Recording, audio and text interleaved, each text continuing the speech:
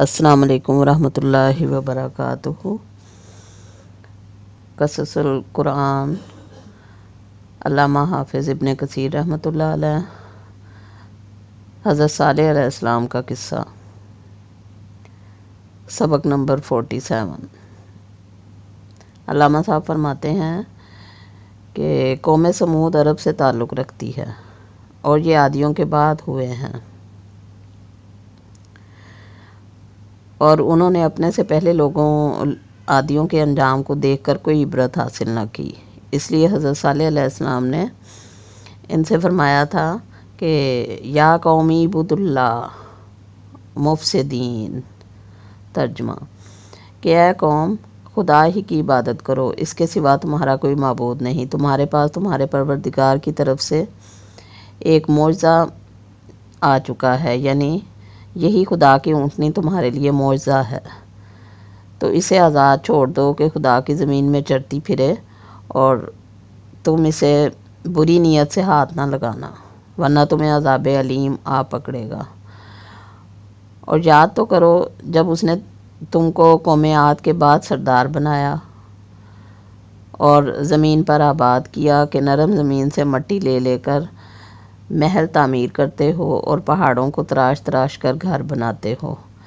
بس اللہ کی نعمتوں کو یاد کرو اور زمین میں فساد نہ کرتے پھرو، یعنی ہم نے ان کے بعد تم کو خلیفہ اس لیے بنایا کہ تم عبرت پکڑو اور دیکھو کہ ان کا انجام کیسے ہوا، اور ان جیسے کام نہ کرو بلکہ ان کے خلاف عمل کر کے اپنا اچھا کردار اور نمونہ پیش کرو۔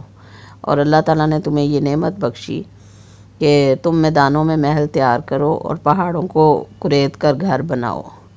فارحین کا مطلب ہے کہ مضبوط اور عمدہ محل بنانے میں ماہر ہو، لہٰذا اس نعمت کا شکر ادا کرو اور اچھے کام کرو اور اس کی عبادت کرو جس کا کوئی شریک نہیں، اور اس کے رسول صلی اللہ علیہ وآلہ وسلم کی اطاعت سے گریز نہ کرو اور اس کی مخالفت سے بچو، کیونکہ اس کا نتیجہ بہت برا ہے۔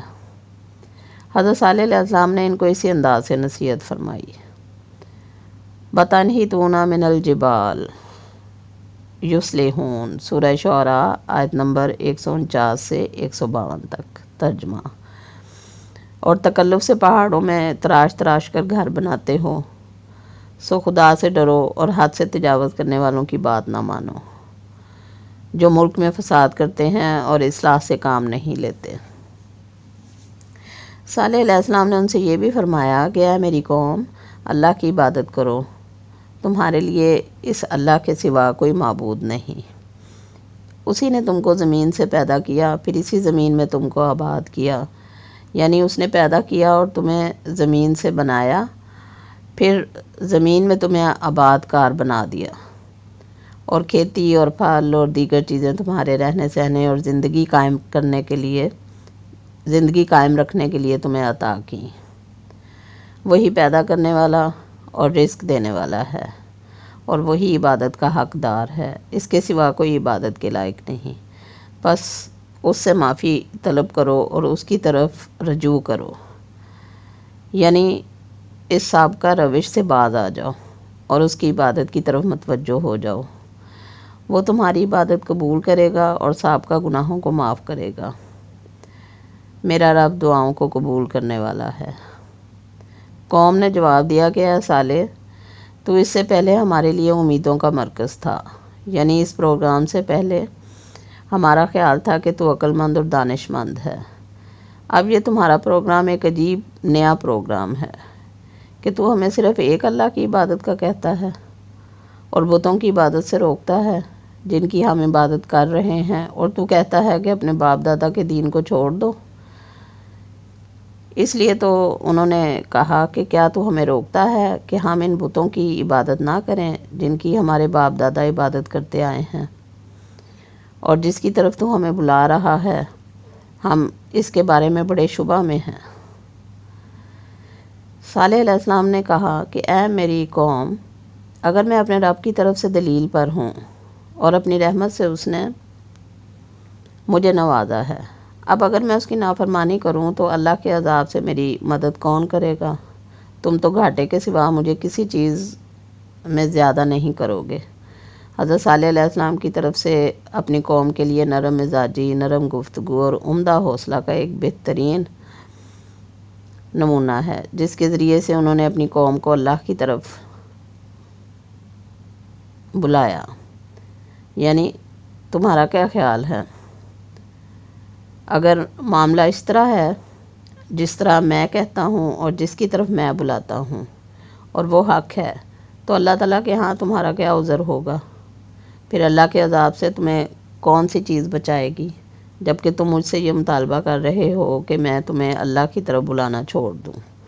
تو میرے لیے تمہارا یہ مطالبہ پورا کرنا ممکن نہیں ہے، کیونکہ یہ تو میرا فرض منصبی ہے، یعنی اللہ تعالیٰ نے مجھے اسی کام کے لیے مقرر فرمایا ہے۔ اگر میں یہ کام چھوڑ دوں تو تم یا کوئی اور مجھے اللہ کی پکڑ سے نہیں بچا سکتے، اور نہ کوئی میری مدد کر سکتا ہے۔ اسی لیے میں مسلسل تمہیں اللہ کی توحید کی دعوت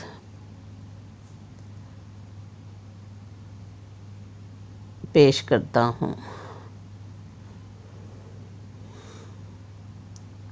اللہ کی توحید کی دعوت پیش کرتا رہوں گا یہاں تک کہ اللہ تعالیٰ میرے اور تمہارے درمیان فیصلہ کر دے۔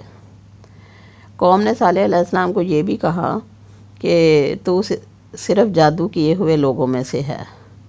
ان کا مقصد یہ تھا کہ تجھ پر کسی نے جادو کر رکھا ہے، اور جادو کی وجہ سے تو اللہ کی طرف سے دعوت دیتا ہے اور دوسرے بتوں کو چھوڑنے کا مطالبہ کرتا ہے، اور تجھے کچھ علم نہیں ہوتا کہ تم کیا کچھ کہہ رہے ہو۔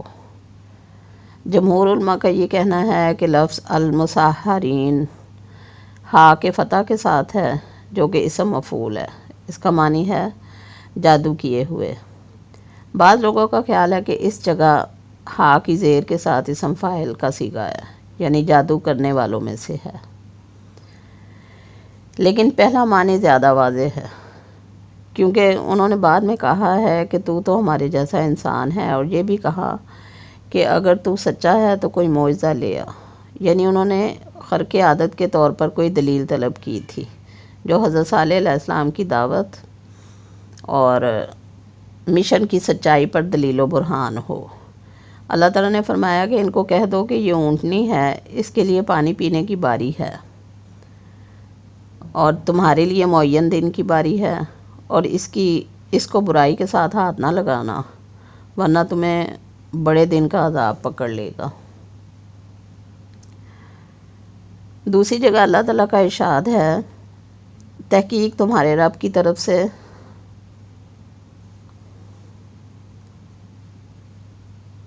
تمہارے پاس ایک دلیل اور حجت آ چکی ہے۔ یہ اللہ تعالیٰ کی اونٹنی ہے، تمہارے لیے نشانی ہے، اس کو چھوڑ دو، وہ اللہ کی زمین سے کھائے، اور برائی کے ساتھ اس کو ہاتھ نہ لگانا، ورنہ دردناک عذاب تمہیں آ لے گا۔ ایک اور جگہ اللہ تعالیٰ کا ارشاد ہے کہ اور ہم نے سمود کو کھلی نشانی اونٹنی کی شکل میں دی تو انہوں نے اس پر ظلم کیا۔ وما علینا الا البلاغ۔ اللہ حافظ۔